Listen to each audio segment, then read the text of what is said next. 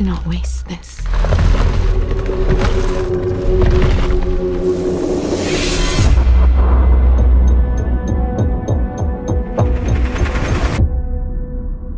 Et nouvelle vidéo sur The Green Knight, qui est le nouveau film de David Lowery, sorti directement malheureusement sur Amazon Prime, après un suspense, est-ce qu'il allait sortir en salle ou non en France, ça n'a pas été le cas malheureusement. Pourtant c'est un film qui mérite d'être vu sur grand écran, qui mérite d'être vu en tout cas dans de bonnes conditions de visionnage, parce que c'est un film très visuel, très spectaculaire à sa manière, qui fait regretter quand même sa distribution en France, liée entre autres au tarif que propose A24, le studio qui distribue le film et qui le produit, qui propose des fortunes en fait pour acquérir le film à l'international. La France n'a pas voulu prendre le risque, du coup le film se retrouve sur une plateforme, et c'est tout à fait regrettable. The Green Knight est le dernier film de David Lowery, donc, qui est un réalisateur issu du cinéma indépendant américain, qui a fait ses preuves depuis quelques films, je crois 5 films qu'il a fait, Les Amants du Texas, A Ghost Story, The Old Man and His Gun, je crois, que je n'ai pas vu, et Peter Elliot, le dragon, enfin le remake qui a été fait il y a quelques années chez Disney, et The Green Knight arrive avant son adaptation de Peter Pan, encore chez Disney. Donc c'est un réalisateur qui oscille entre le cinéma indépendant pur jus, tel que peut le faire A24, et des grosses productions mine de rien chez Disney. Donc c'est un réalisateur assez atypique quand même dans sa manière d'appréhender le cinéma. Voilà, il est vraiment sur une ligne de crête entre les deux. C'est un réalisateur surtout qui a connu beaucoup d'échecs commerciaux, parce que même ses travaux chez Disney jusque-là ont pas forcément trouvé leur public, mais Disney continue de lui conserver sa confiance, et c'est très bien.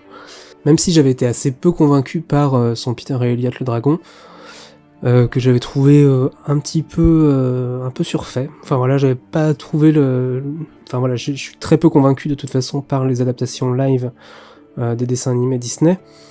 Mais je m'étais dit qu'avec lui à la barre, peut-être que ça allait être autre chose, peut-être que ça allait être une proposition différente.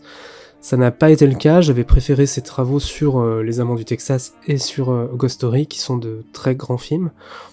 Et donc, The Green Knight arrive enfin en France. Qu'en dire ? Ça a été un film qui à la sortie de sa bande-annonce, avait suscité vraiment la hype. On était assez interloqués par ce parti pris visuel qui était démontré directement dans les premiers trailers. Puis il y a eu ce suspense avec le Covid, avec la politique d'A24 sur la distribution à l'international.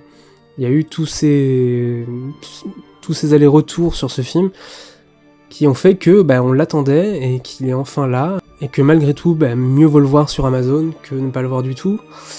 Donc The Green Knight reprend l'histoire d'un roman de chevalerie qui s'appelle Sir Gawain et le Chevalier Vert, qui est une variation sur les légendes arthuriennes. Gawain étant le neveu dans la mythologie arthurienne du roi Arthur.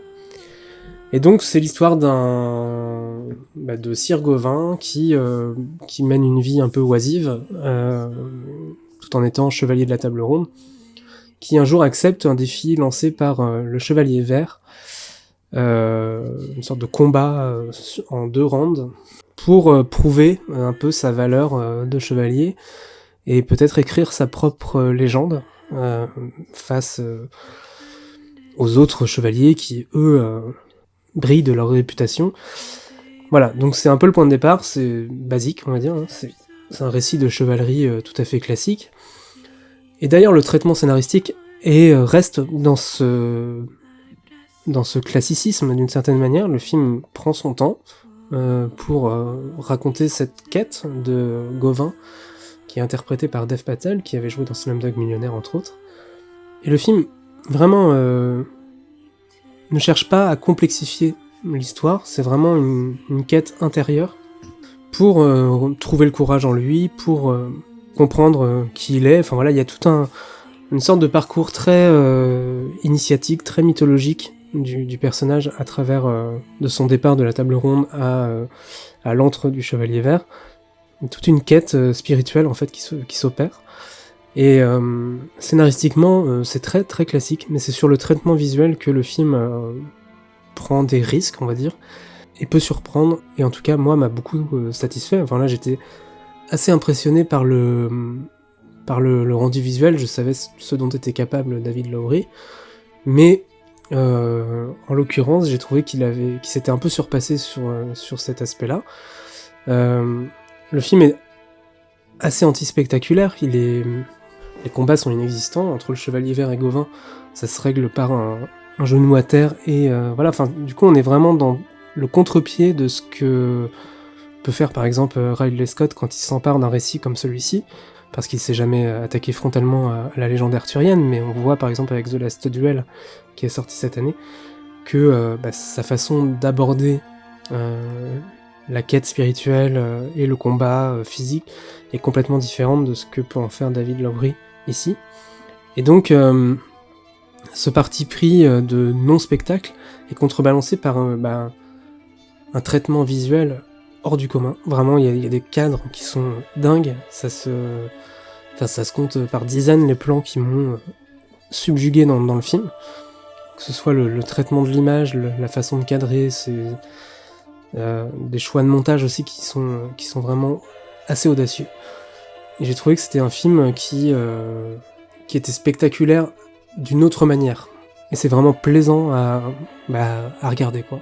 Et en 2022, à l'ère des grandes franchises, à l'ère des super-héros, enfin voilà, tout ça, c'est assez satisfaisant, assez audacieux d'avoir ce genre de proposition. Et franchement, encore une fois, c'est souvent le studio A24 qui dernièrement m'a proposé ce genre de film et de parti pris. Ils sont aujourd'hui certainement en position d'être une contre-proposition à la surpuissance d'un studio comme Disney par exemple.